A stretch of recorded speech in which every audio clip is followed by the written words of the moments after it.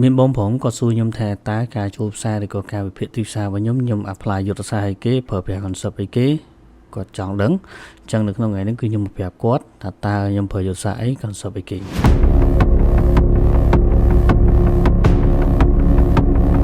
កាប់ទៅខ្ញុំនិយាយប្រាប់អ្នកនរគ្នាត្រង់ទៅការ trade របស់ខ្ញុំមានយុទ្ធសាស្ត្រហើយអត់មាន concept ណាមួយទេយុទ្ធសាស្ត្រដែលខ្ញុំកំពុង trade យុទ្ធសាស្ត្រដែលខ្ញុំកំពុងតែបង្ហាញអ្នកនរគ្នាឃើញរាល់ដងហ្នឹងគឺជាយុទ្ធសាស្ត្រផ្ទាល់ខ្លួនរបស់ខ្ញុំមួយតែខ្ញុំបានបំបែកចេញពីអ្វីដែលខ្ញុំបានរៀនកន្លងមក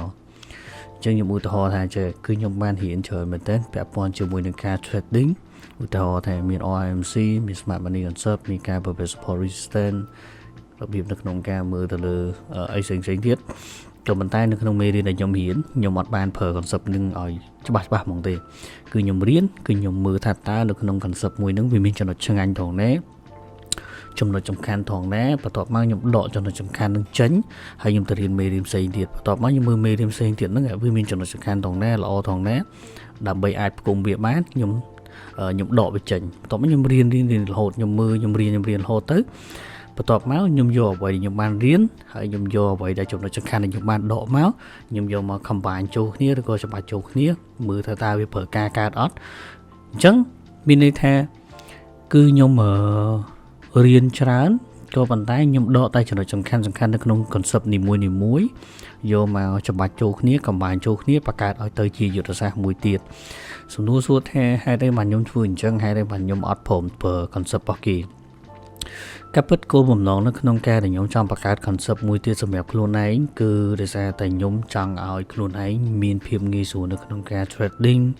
ខ្ញុំចង់ឲ្យយុទ្ធសាស្ត្រហ្នឹងគឺវា fit ឬក៏វា matching ជាមួយនឹងការ trade របស់ខ្ញុំហើយចំណុចបន្ទាប់ទៀតមូលហេតុដែលខ្ញុំបង្កើតយុទ្ធសាស្ត្រហ្នឹងឡើងមកសម្រាប់ខ្លួនឯងហ្នឹងគឺ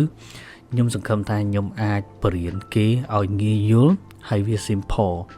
ពីព្រោះបើសិនជាយើងយក concept ណាមួយយកទៅបរៀនគេដោយយើងអត់បានបែកឬក៏យើងអត់យល់អំពីរបៀបនៅក្នុងការសង្ខេបទេអញ្ចឹងនៅពេលដែលយើងទៅបរៀនគេក៏ពិបាកយល់ដែរអញ្ចឹងមូលហេតុដែលខ្ញុំបែកយុទ្ធសាស្ត្រនឹងឲ្យទៅជាយុទ្ធសាស្ត្រផ្សេងទៀតដោយសារអីដោយសារទី1ខ្ញុំតម្រូវចិត្តខ្លួនឯងខ្ញុំចូលចិត្ត trade បែបម៉េចខ្ញុំត្រូវរៀប flow ឬក៏បំបែកស្គីហ្នឹងឲ្យវាទៅសម្រាប់ការ trade របស់ខ្លួនឯងមួយឲ្យវាមានរូបភាពមួយ simple សម្រាប់ខ្លួនឯងខ្ញុំមិនចង់ឲ្យវាមានភាពស្មុគស្មាញទេចំណុចសំខាន់នៅពេលដែលយើងបរៀនគេយើងត្រូវយកអ្វីដែលយើងបានរៀនហ្នឹងយកទៅបំបែកចម្រាញ់យកតែចំណុចល្អចំណុចដែលប្រើប្រាស់បានយកទៅប្រាប់គេយកទៅបរៀនគេ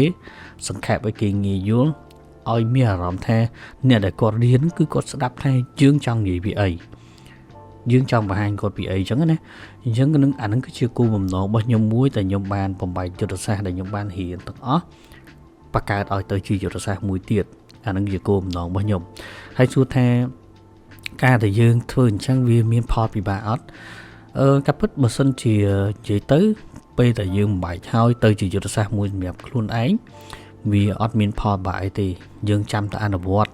យើងមានតែ plan យើងមានតែ discipline វិន័យសម្រាប់ខ្លួនឯង rule អីផ្សេងៗរីmanagement អីចឹងទៅតែផលពិបាកវានៅត្រង់ពេលដំបូងព្រោះដោយសារផលពិបាកដំបូងយើងត្រូវដកចំណុចសំខាន់ចេញពី concept ណាមួយយើងត្រូវយកមក testing សិនហើយយើងត្រូវយកយុទ្ធសាស្ត្ររបស់យើងហ្នឹងទៅ combine ចូលគ្នាថាវាប្រើការកើតអត់ហើយរយៈពេលតេស្តវាយូរគួរសមដែរអញ្ចឹងដកចំណុចសំខាន់មួយទៅតេស្តមួយដកចំណុចសំខាន់មួយគឺទៅតេស្តមួយដកចំណុចសំខាន់មួយទៅតេស្តមួយគឺធ្វើអញ្ចឹងរហូតដើម្បីឲ្យវាច្បាស់ថាវាresult វាចេញមកគឺវា matching ឬក៏វាត្រូវគ្នាជាមួយនឹងយុទ្ធសាស្ត្ររបស់យើងណា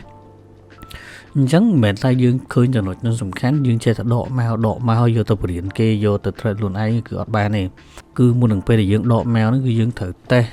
ហើយយើងត្រូវតេស្តឲ្យតេស្តទៀតយើងមើលថាតើវា fit គ្នាជាមួយនឹងយុទ្ធសាស្ត្រយើង trade អត់អញ្ចឹងណាអញ្ចឹងផលពិបាកដំបូងគឺពិបាកដោយសារវាត្រូវតេស្តយើងត្រូវមើល result ហើយយើងត្រូវមើលថាតើមានចំណុចណាវាច្រឡំប្រហោងអត់វាមានកំហុសត្រង់ណាខ្លះដើម្បីយើងរកចំណុចច្រឡំប្រហោងឃើញយើងទៅបំពេញចំណុចច្រឡំប្រហោងហ្នឹងណាហើយពេលខ្លះទៅវាពិបាកហងថាចាវាចាយពេលច្រើនហើយ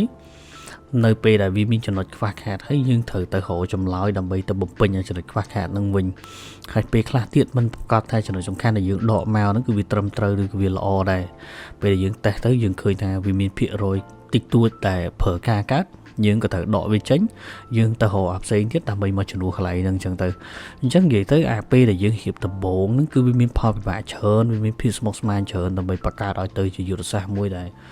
ល simple ដែលមើលទៅសង្ខេបឲ្យវាខ្លីពីព្រោះដោយសារនៅក្នុងការ trading បើសិនជាយើងធ្វើឲ្យវាស្មុគស្មាញវាប្រកាសជាស្មុគស្មាញហើយតែបើសិនជាយើងអ្នកដែលមានបទពិសោធន៍ទៅក្នុងការ trade យើងព្យាយាមសម្រាយវាឲ្យខ្លីធ្វើឲ្យវាងាយយល់ធ្វើឲ្យវា simple ខ្ញុំគិតថាយើងអាចធ្វើបានទៅតាមអ្វីដែលយើងអាចព្យាយាមទៅ simple បានប៉ុណ្ណាយកប៉ុណ្្នឹងអញ្ចឹងទៅ at least យើងបានព្យាយាមកុំឲ្យស្មុគស្មាញខ្លាំងពេកដូចពេលដំបូងអញ្ចឹងណាអញ្ចឹងដូចខ្ញុំបានបង្ហាញអញ្ចឹងផលពិបាកនៅក្នុងការបំបែកយុទ្ធសាស្ត្រផ្សេងៗឲ្យទៅជាយុទ្ធសាស្ត្រមួយទៀតគឺវាចាយពេលច្រើនហើយវាត្រូវការឲ្យយើងគួយ testing ច្រើនយើងត្រូវការមើលបំពេញចំណុចខ្វះខាតហើយបើសិនជាប្រើមិនត្រូវទេគឺត្រូវដកវាចោលទៀតអញ្ចឹងគឺវាមាន